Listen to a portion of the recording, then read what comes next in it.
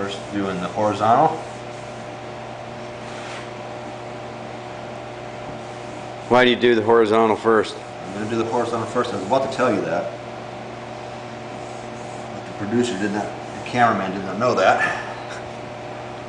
Because once I do that, I wipe past, and now I'm wiping this way with the grain. So right in here, that's why I don't want to be wiping past what I just finished.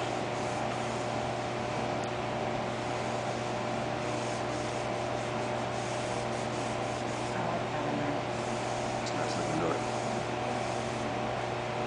And then this one last.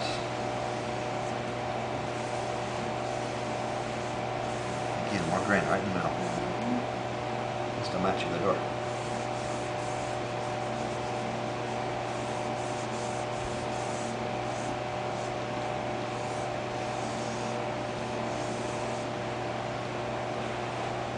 Tight shot in the corner. And that's it.